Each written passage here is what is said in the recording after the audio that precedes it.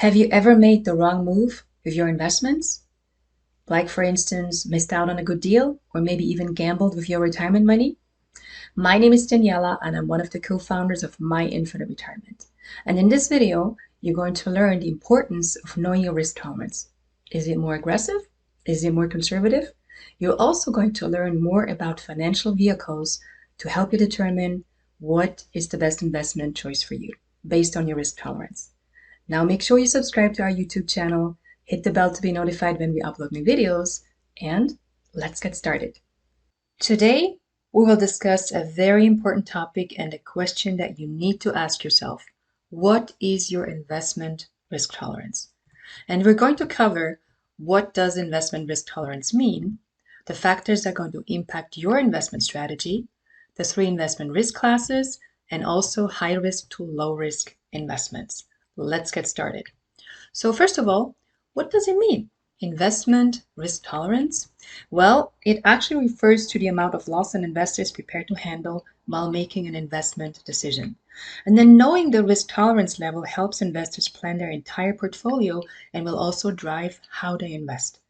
And investors are usually classified into 3 main categories based on how much risk they can tolerate.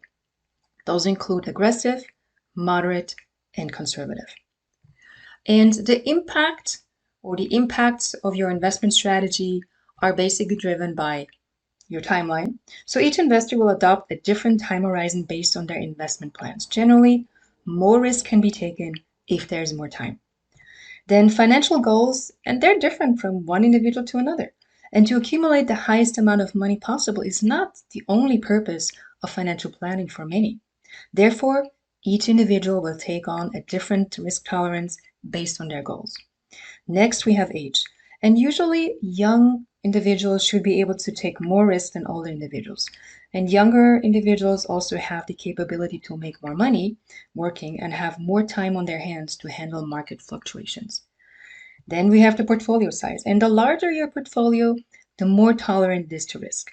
For instance, an investor with a 5 million portfolio will be able to take more risk than an investor with only 50,000.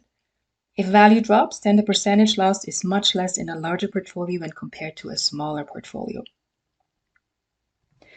And lastly, investment comfort level.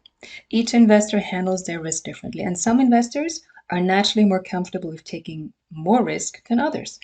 And market volatility can be extremely stressful for some individuals, and risk tolerance is therefore directly related to how comfortable an investor is while taking risks. And let's cover the 3 investment classes here real quick. So first of all, we have obviously aggressive risk investors, and they're well versed with the market and they are willing to take huge risks. And such types of investors are used to seeing large upward and downward movements in their portfolio. Aggressive investors are known to be wealthy, experienced, and usually have a broad portfolio. And they prefer risk classes like, for instance, equities.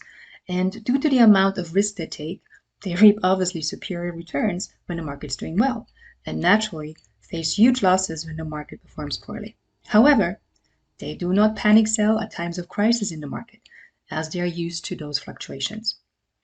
Then we have the moderate risk investor, and obviously they're less risk tolerant when compared to the aggressive investors. They take some risk and usually set a percentage of losses they can handle.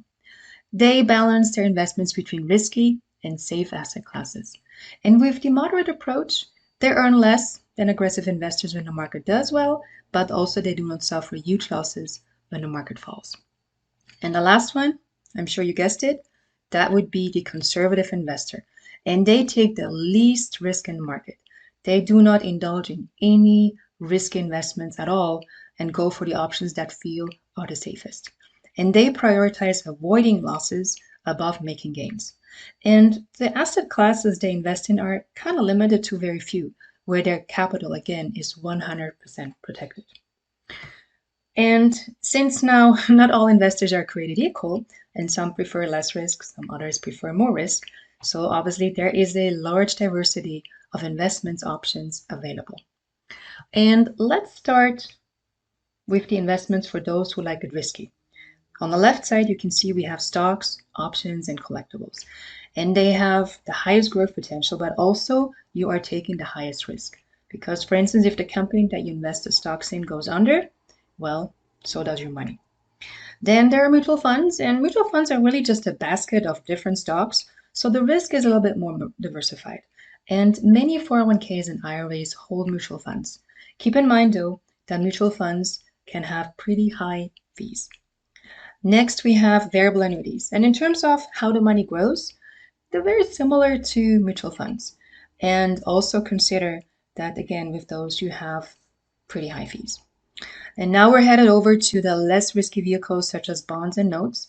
And with a bond, you're basically loaning a corporation or city or municipality money so they can go out and reinvest, grow the company, build schools or infrastructure. And for that, you're getting a guaranteed return, which currently is very low, just a few percent. Your money is pretty safe unless, let's say, that company or municipality that you loan money to would go under. And let's move over to the risk-free side of our investment options. In the middle, you can see the most conservative and liquid one, obviously our bank account, savings, checking, where the growth is next to nothing or literally zero right now. And then we have CDs and money market, which in today's environment, to get you maybe 1.5%. And keep in mind, if you're not making at least on average about 2.5%, you're not even beating inflation. So even though your money is safe, but you're still losing money because you're losing buying power. Next, we have a fixed annuity, which is a bit better than, for instance, a CD and money market. And again, 100% safe. And lastly, the highest growth potential with zero risk are indexed annuities. And they can offer almost market-like returns without having to take any of the market risk. All right, so what's next? Well, first of all, contact us if you have any questions about this video, the different investment strategies available, or if you're not sure what's the best fit for you based on your risk tolerance. And then also check out our other videos, for instance, about hidden fees, different investment vehicles such as annuities, and how to be better prepared for a happy and long-lasting retirement. And lastly, please subscribe to our channel, hit the notification bell so you will know when we upload new videos, and also feel free to comment below. Thanks for watching.